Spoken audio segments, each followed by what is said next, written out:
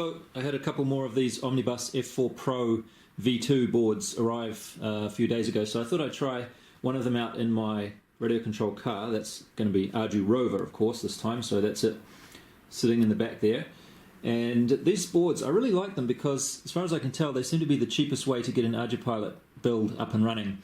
And the one that I had before, I really liked that one. I had it in my C1 Chaser, and then I had it on, I think I put it on a quad at one point, and then I had it on something else, my Texumo, and it's living in my Mini Talon now. So I went back to my Banggood orders list and went back to the listing that I bought that one from and clicked purchase on a couple more of them. But the sneaky bastards, they have changed the item that they send you. So this one here is no longer a V2, it's a v2.1.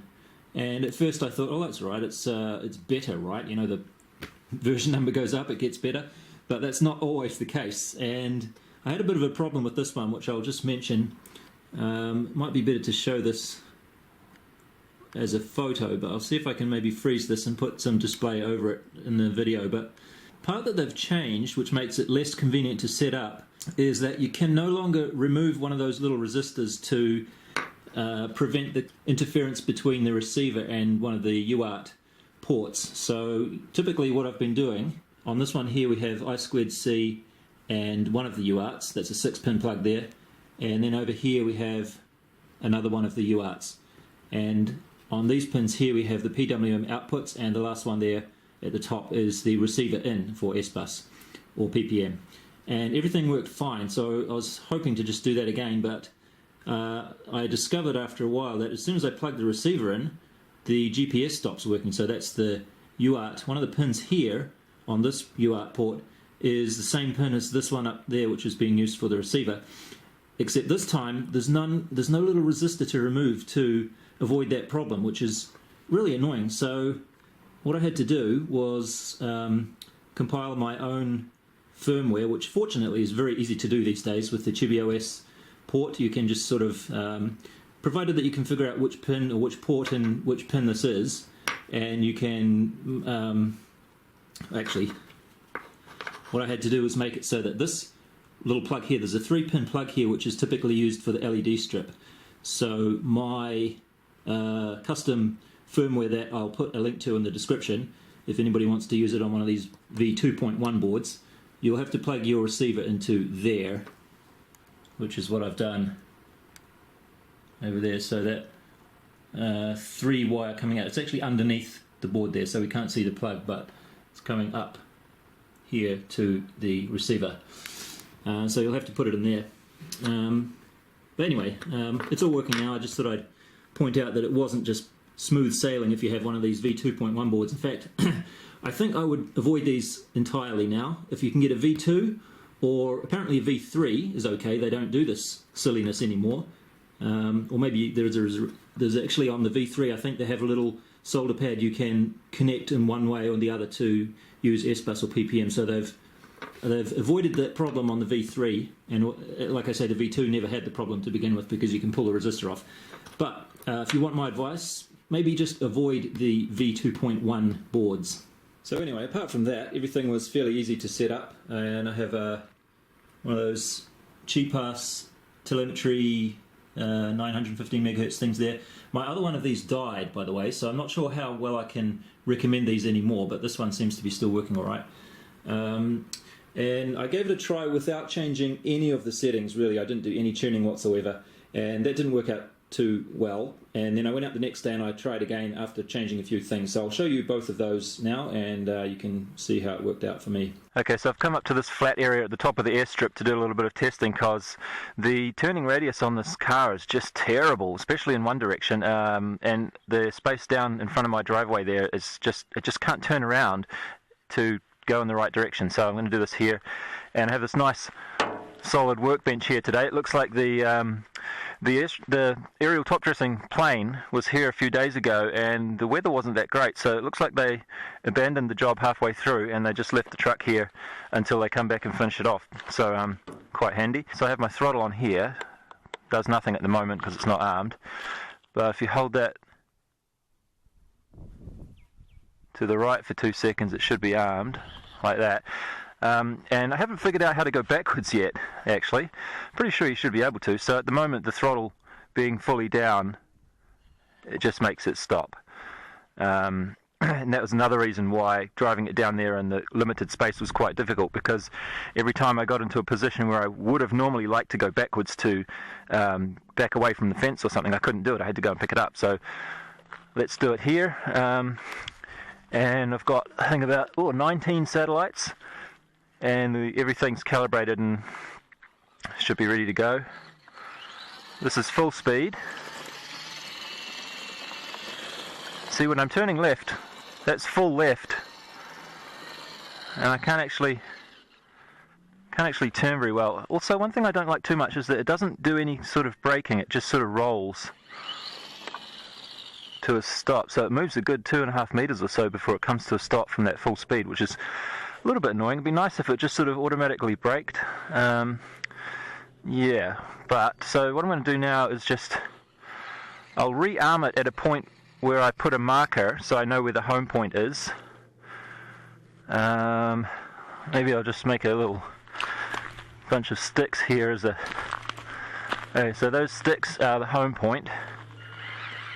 So I'll just put this here and rearm, which seems to set the home point, so disarm and rearm, I mean. So, does it move? It does move. I don't know if you could see that, but the home point marker just moved there. So I have on my switches auto and return to launch, so I'm just going to test the return to launch here, and it's actually smart return to launch, I think. Let me just check that. Yeah, smart return to launch. Well, let's just do a smart return to launch test right off the bat, shall we?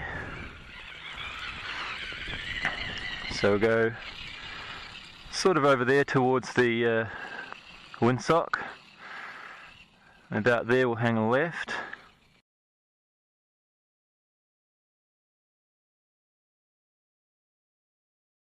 Alright, I'll just stop there. So the smart return to launch should not come directly back to here, if I understand this correctly. Oh damn, it's going to turn that way. Does it have enough room? Just. Just enough room. Okay, well, it's not coming straight back, that's good.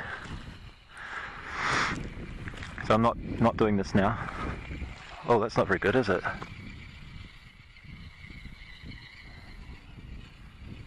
GPS accuracy issues, maybe? So it should go sort of over there. I've got to say, I'm not that impressed with what I've seen so far. Like, I thought maybe coming up here to the top of the hill would help, because where I was doing it before, down beside my house is down on the side of the hill, so the GPS signal is not quite as good. It should be great up here though, like we're right on the top of the hill. Yeah, that's not too bad. So around about there, it should come back. I mean, it should turn to the right. Yep. Is it? And home point is sticks here.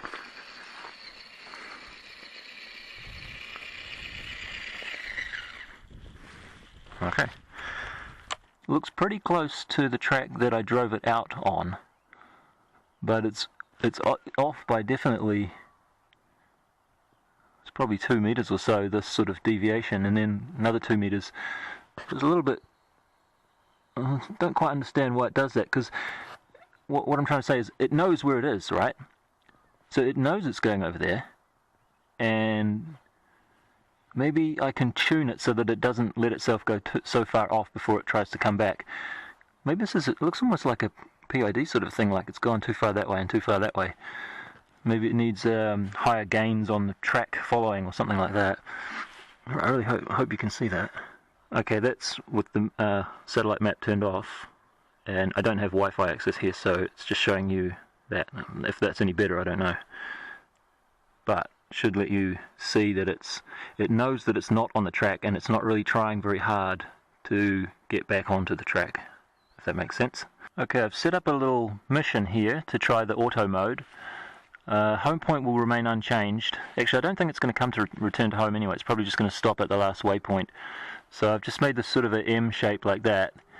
It's just going to go like that, and then I think the last point will be actually down, second to last point will actually be down the hill a little bit. So if it goes over the edge there, that's actually okay. So let's try.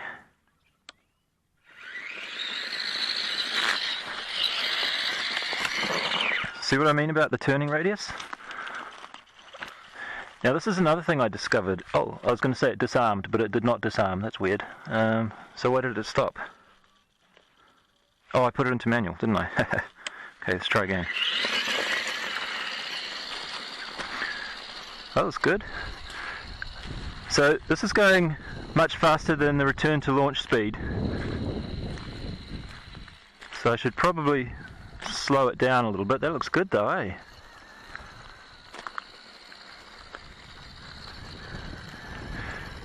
Okay, so the waypoint radius is quite large, isn't it? Look at this turning radius, it's terrible. I'm going to have to fix the linkage in the servos or something at the front.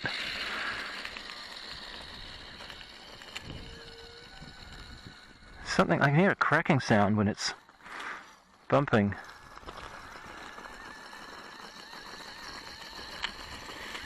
What's that noise?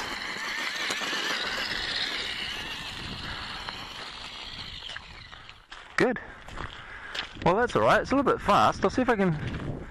no, that's alright. I'll just leave it like that. I hear something sort of cracking, like a cracking plastic sound. Everything seems fine, though. Yeah, that wasn't too bad. What is that noise?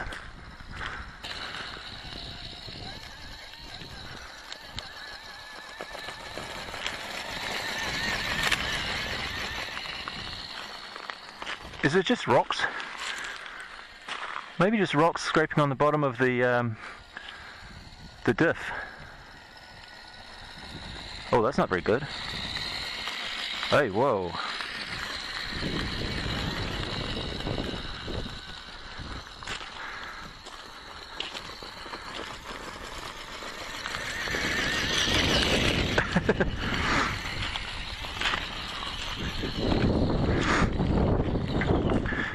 Okay, I think it's going a little bit fast for the steering. Definitely when it's turning left, so I'll just slow it down. Seems to be doing alright. Actually, it didn't follow the track very well that time. Let's have a look at the map. No, it's not following very well at all. Okay, set the waypoint radius to 1 meter. It was 2 meters by default. I actually thought it was more, just judging from the way it was behaving, but anyway, it's 1 meter now. And we have some values here: RTL speed, waypoint speed, and cruise speed. And if these two are 0, they'll use cruise speed. So I just set cruise speed to 1 meter per second. It was 2 meters per second originally, so it should do all of that at half the speed that it was before. So let's give this a try. It's not disarmed. I wonder why. Maybe I have to go from manual to auto to do that.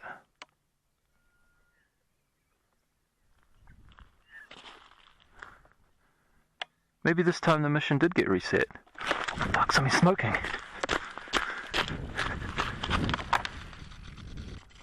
I saw some smoke. I think there's some smoke coming from the motor actually there. Oh yeah,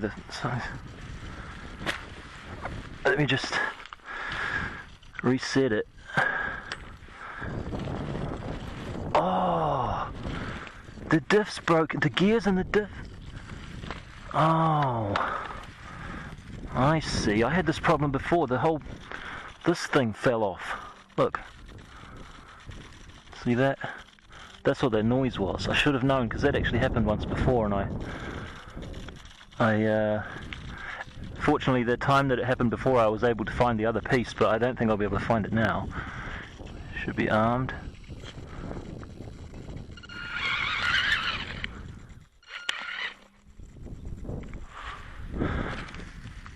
Oh, that explains what the clacking noise was. Look at this. That thing's going clackety clack. Maybe that's why it smoked before too, because the motor was trying to turn and that was blocking it. Anyway, let's give it a try. So we're only in front wheel drive at the moment, but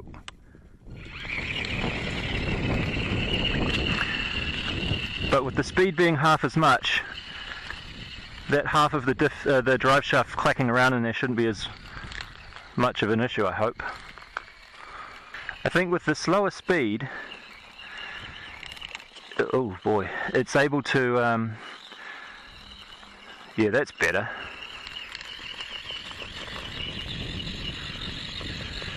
If it's moving slower, it has more time for the GPS to read the GPS and know that it's not going quite the right direction.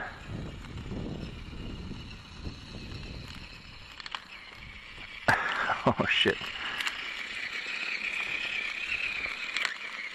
The reason I'm not taking that half of the drive shaft off, by the way, is because you need a Allen key screwdriver, which I don't have with me. Okay, so this explains why it was slipping here on the grass. I don't know if you noticed before, but the other couple of times it came around here, it was really slipping and it couldn't move forward very well, but that would be because it was only front wheel drive.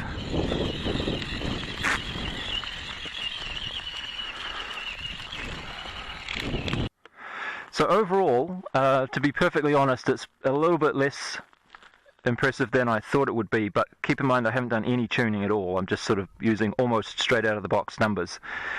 And the other thing you have to keep in mind that it's a little bit easier for a plane or a multi-rotor to look like it's moving precisely, because we're talking about much larger distances. Whereas if you're able to put something on the ground like that, and you've got to turn around specific things, and there's more obstacles to hit. Like if you hit something, it's clearly sort of a fail, whereas you don't have that up there. You can turn around, take as much room as you like to turn around if you're a plane. So we're trying to do something a little bit more difficult in that respect. But all the same, I thought it would be a bit better. That's my honest opinion here at this point. So maybe I'll look into tuning it a little bit further, see if it can keep on the track that it's supposed to be on. Okay, I've come out here a second day after doing a little bit more research on YouTube and the Ardurover documentation, and I found a couple of things that helped me, or one that I thought was going to help me, which was Randy Mackay's tutorials where he's giving a description of how to set up the tuning for turning rates and stuff. But unfortunately I couldn't use that because in my mission planner I think I'm using the latest version, and also the latest version of ChibOS firmware, but I could not find, or rather I can find it, channel 7 option is grayed out, and if I go into the full parameter list there's no channel 7 option, there's no parameters starting with AUX or anything like that, which are mentioned in the documentation, so couldn't do that. But I did find a YouTube video where a guy was tuning a boat and he used these values called nav-L something, nav-L1 damping and nav-L1 period, and I've had to change these a lot from the values that they were. You can read the description there if you want to, but this was 8 and I made it down to 1. This was 0.75 and I made it to 0.92, and things are working out a lot better now. I've changed the mission to make it a rectangle shape almost, so it's a little bit clearer to see how well it's tracking each line, and it gives it a little bit more of a chance on each line to get on the line before the next waypoint comes along. That other one was a bit short. The distances between the waypoints were a bit short. So anyway, you can see it's right on the home point now, and I just did a smart return to launch. You can see I've gone up here. It's almost a perfectly straight line. It sticks on there pretty well. This is only a few meters, and then it does a bit of a swerve around there, but then it gets on the line pretty quickly as it comes back. And just here I did a smart return to launch, and it went all the way back almost up right on top of its old tracks. So yeah, I'll just run one of those now, and where's it going that way? Oh, it's trying to finish the mission that I did before. So it's probably going to come here. Yeah, okay. Sorry, alright. So that mission's finished. See how it's turning much tighter? And it gets on the track there. Waypoint is over there.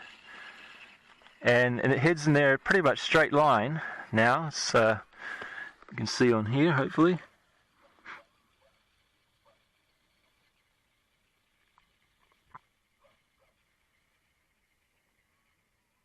Battery's getting a bit low here. Look at that nice straight line, and it's gone pretty much exactly over the top of the last line. And then right here it has a bit of a swervy moment, but it gets back on the track quite quickly. And for the rest of the that leg of the mission, it's quite straight.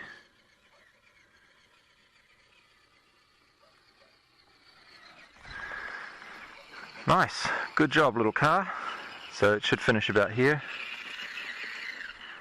Perfect, alright. And this also means that when you do a return to launch, it actually goes. I'll just put it there and do a return to launch. And this is my home point with the sticks. It actually gets a lot closer to the sticks now too. Oh, it's a bit wobbly there. How's it going? Oh. Huh. The last few times it stopped almost right on top of them.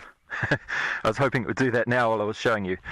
But anyway, it's yeah, it's a market improvement. So that's just doing a mission again. Yeah, so it doesn't take too much tuning to get it to do what it's supposed to. It's pretty easy, just those two numbers really. And I'm sure if I was able to... Oh, look how straight that line is. Nice. I'm sure if I was able to do the things that Randy was showing in his tutorial, which I'll put a link to in the description, I might actually be able to get it even better. Oh, another thing I did that will probably help is that I took off the servo horn and I moved it over one click in the spline of the servo output shaft, and adjusted it so that 1500 microseconds is actually going to be dead center now. But I don't think that was really the problem that I was having yesterday with it swerving away from the track so much.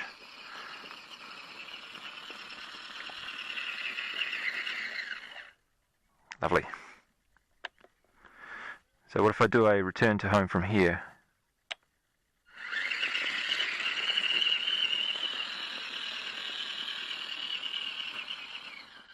There we go. So it's sort of like, it's within a meter of the sticks now, which is pretty good. Actually, I think yesterday it was pretty good with return to launch eventually. It's just sort of took a few wide swinging turns to get there. But now it goes pretty much directly there. So let's try the mission again.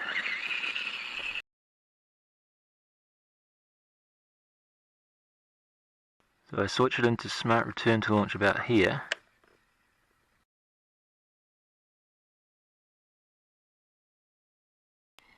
I think the battery's getting weak here. It sounds like it's going slower all the time.